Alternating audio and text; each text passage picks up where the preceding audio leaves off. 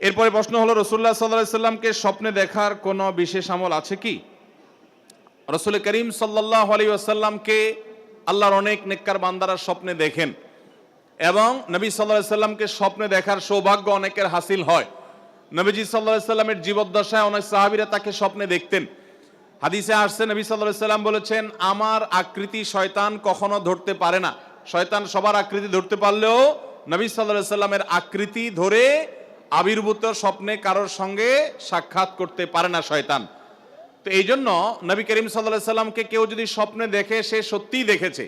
তবে এই হাদিসের ব্যাখ্যায় মুহাদ্দিস ওলামায়ে কেরামের অনেকেই বলেছেন যে এর মানে হলো নবী সাল্লাল্লাহু আলাইহি সাল্লামের চেহারা যারা চিনতেন, যেমন সাহাবীরা, তারা নবীজিকে স্বপ্নে দেখলে সত্যিই নবীজিকে দেখছেন, শয়তান তার চেহারা বিকৃত করতে পারে না।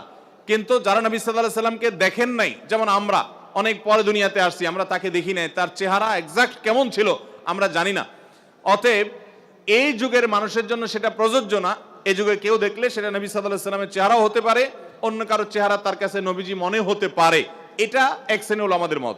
আর অপর শ্রেণীর উলামাদের মত হলো না, এই হাদিসটা ব্যাপকভাবে সকল যুগের জন্য প্রযোজ্য। কেউ যদি স্বপ্নে নবী করিম সাল্লাল্লাহু আলাইহি সাল্লামকে দেখেছে, এটি স্বপ্নে তার মনে হয় বা কেউ তাওকে বলে দেয়, এক কথায় স্বপ্নে তিনি নিশ্চিত হয় যে তিনি নবী সাল্লাল্লাহু আলাইহি সাল্লামকে দেখেছেন, তাহলে তিনি নবী করিম সাল্লাল্লাহু আলাইহি সাল্লামকেই দেখেছেন।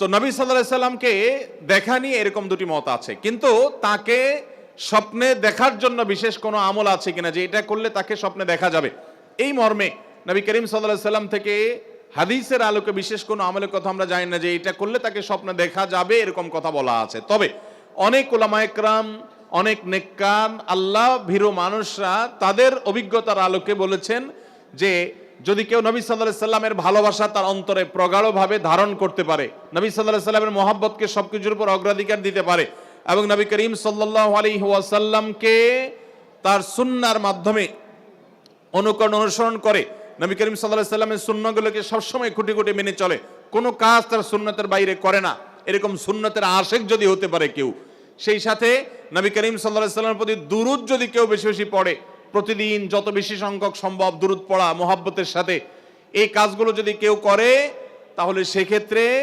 আশা করা যায় যে তার সাথে নবী করিম সাল্লাল্লাহু আলাইহি সাল্লামের স্বপ্নের সাক্ষাৎ হবে। এটা অনেক উলামায়ে কেরাম, অনেক নেককার মুত্তাকি পরেজগার আল্লাহওয়ালারা তাদের অভিজ্ঞতার আলোকে জানিয়েছেন। এটা কোনো হাদিস বর্ণিত কোনো বিশেষ আমল না। তবে নবী করিম সাল্লাল্লাহু আলাইহি সাল্লামকে স্বপ্নে দেখলেই লোকটা জান্নাতি আর না দেখলে লোকটা জাহান্নামী, এরকম কোনো সহজ হিসাবও করার সুযোগ নেই। আমাদের কাজ হলো তাকে স্বপ্নে দেখি বা না দেখি, তার সুন্নাহগুলোকে মেনে চলা, তার আদর্শ অনুসরণ করা, তাকে মহব্বত করা, এবং সেই মহব্বত হবে দুনিয়ার সকল মানুষের চাইতে বেশি। নবী সাল্লাল্লাহু আলাইহি সাল্লাম বলেছেন, লা ইউমিনু আহাদুকুম, তোমাদের কেউ ততক্ষণ পর্যন্ত ঈমানদারই হতে পারবে না, হাত্তা কুনা হাব্বা ইলাইহি মিন ওয়ালাদিহি ওয়া ওয়ালিদিহি ওয়ান নাসি আজমাইন, যতক্ষণ পর্যন্ত আমি, অর্থাৎ নবী সাল্লাল্লাহু আলাইহি সাল্লাম নিজের কথা বলছেন, আমি তোমাদের বাবা মা, তোমাদের সন্তান সন্ততি, সকল পৃথিবীর মানুষের চাইতে আমি সবচেয়ে প্রিয় যদি তোমাদের কাছে না হই, তাহলে তোমাদের ঈমানদার হওয়ার সুযোগই নেই।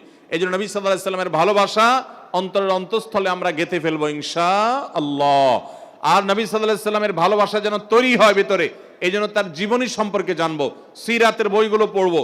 যত বেশি তার সম্পর্কে জানবেন, আপনি তার প্রতি ভক্ত, তার ভালোবাসা অন্তরে লালন করতে আপনি বাধ্য হবেন। অতএব নবীজি সম্পর্কে জানতে হবে, তার সুন্নাহকে মানতে হবে, এটা হলো মূল বিষয়। আল্লাহ আমাদের সবাইকে সেই তৌফিক দান করুন।